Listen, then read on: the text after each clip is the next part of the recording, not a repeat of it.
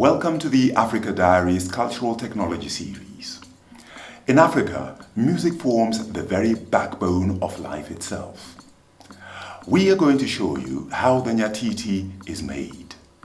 The Nyatiti is a traditional musical instrument from Luo Nyanza in western Kenya. The Nyatiti is played at all major Luo traditional ceremonies, be they dowry negotiations, wedding ceremonies, or funerals.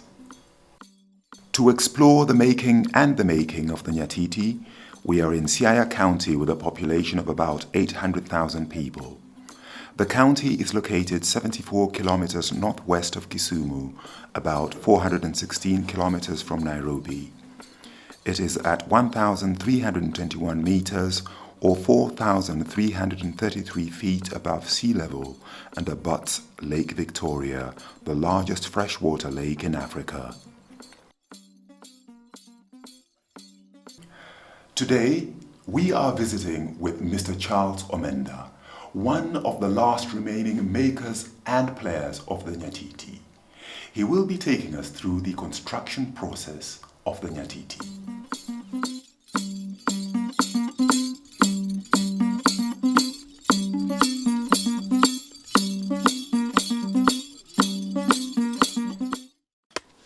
The Nyatiti is constructed from a soft but sturdy wood known locally as ondero. The choice of the tree is dependent on the many number of Nyatiti sound boxes can be made from each particular tree. The Nyatiti maker also goes for a fully mature tree so as to get as many sound boxes as possible.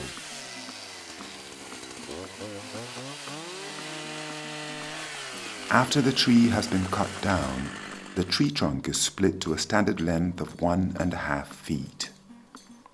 The standard width required for the construction is 16 inches by 12 inches. This block will be hollowed out and curved to form the bowl shape that is the Nyatiti soundbox. After the blocks are transported to the homestead, Mzee is ready to start with the hollowing process. First, using charcoal, Mzee draws out the shape and using an axe, chisel and hammer, he starts out the hollowing process. This has to be done while the wood is still wet. The process takes several days and Mzee is careful not to crack the wood. He starts off using an axe to cut out big chunks. He then uses a hammer and chisel to cut out in finer detail the interior and exterior to end up with a final bowl shape.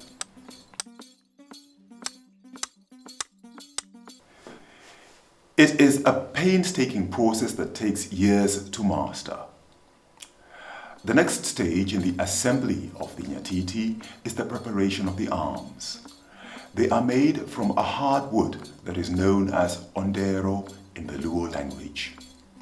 The joints must fit tightly and are thus carved when the wood is still wet to ensure a snug fit.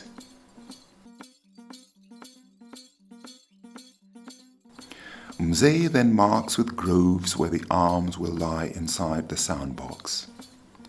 The assembly is now ready to be fitted with cowhide, which forms the membrane of the Nyatiti. The choice hide is usually drawn from the stomach area of a cow, as this area has excellent stretching properties, which makes easier to stretch and to fit over the soundbox. To prepare the membrane, the hides have to be soaked in running water. We follow Mzee to the river, where he has left several hides to soak. The cowhide is soaked for 7 days. This softens the skin, makes it malleable to stretching and cutting to form a perfect membrane for the Nyatiti.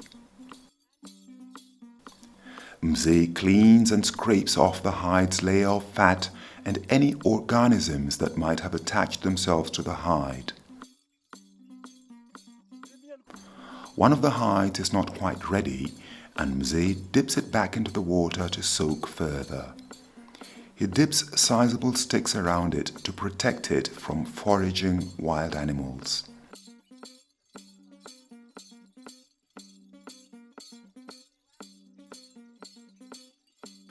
Back at the homestead, Mzee does a final clean before starting on the process of stretching the hide over the carved out bowl to form the membrane of the Nyatiti soundbox. He lays the hide over the assembly to determine whether it is a proper fit.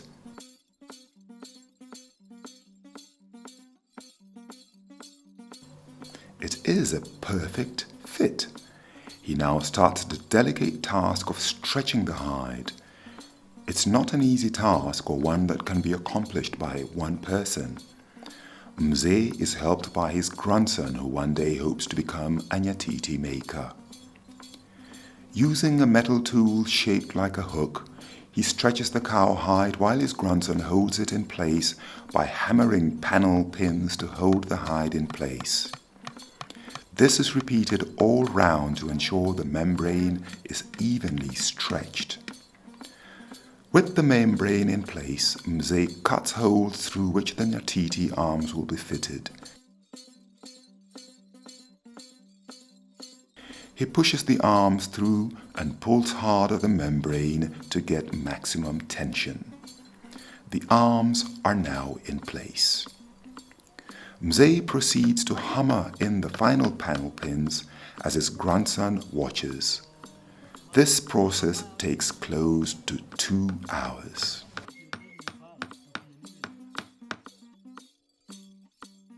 He now cuts a hole through the hide at the back of the Nyatiti. It is through this hole that the Nyatiti strings will be threaded. He makes a corresponding hole 2 inches from the edge on the Nyatiti membrane. The assembly is then hung under the roof to dry slowly in the shade for 2 days. As the hide slowly dries, it molds itself tightly around the wooden bowl shape.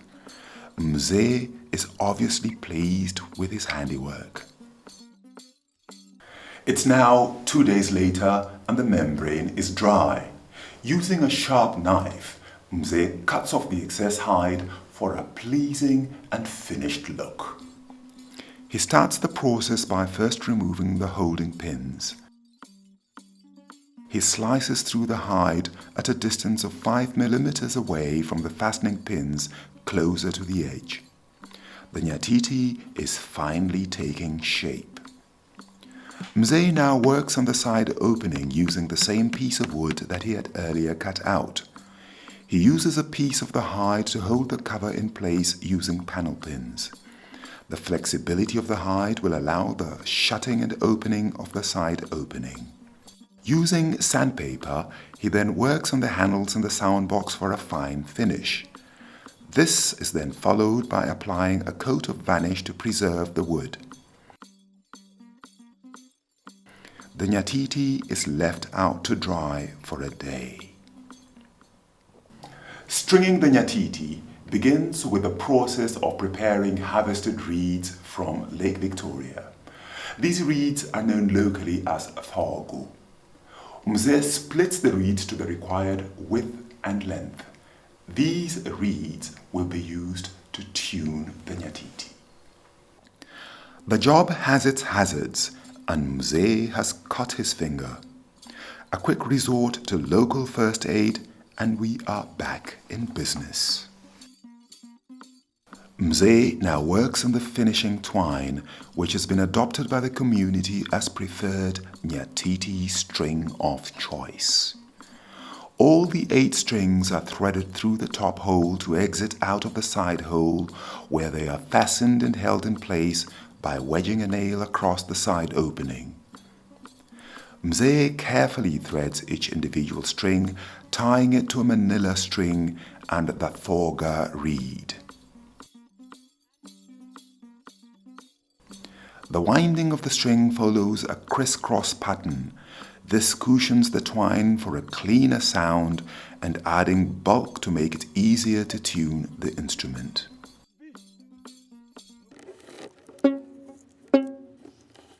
The Nyatiti is tuned by ear, and the tonality of each string is dependent on how tight or loose the string is. Mzee patiently tunes the instrument to the desired sound by loosening or tightening each individual string. Next in the process is fixing wedges between the strings and the hide. These wedges are made from a local reed known as osato. These wedges do not only lift the strings away from the membrane, but also add to the melodic sound of the instrument. Mzee tests the sound with only 2 wedges in place. The sound is quite not there. He adds a 3rd wedge. The sound is now satisfactory. Before the final tuning is done, Mzee blocks the osato wedges with beeswax. The construction of the instrument is now complete. Mzee tests the Nyatiti with a sound box, opening, closed, and again when open. A trained ear can tell the difference. Playing the Nyatiti is a process that requires careful preparation. The Nyatiti has to be played with various accessories that add to the final wholesome sound. Mzee, after giving his handiwork a final test, dresses in the Nyatiti player accessories. Starting with a cloth wrapped around his leg, he then winds metal jingles and a toe ring to complete the ensemble. He treats us to a fine Nyatiti tune that speaks of his masterly. The Nyatiti is ready to entertain.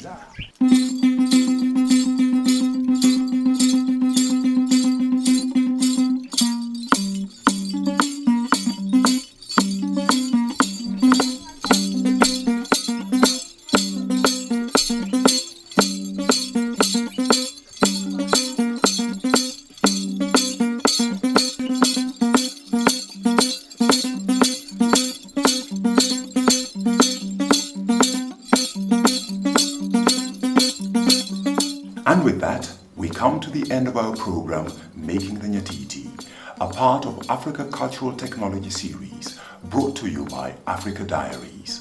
I am Pete Openda, rediscovering Africa.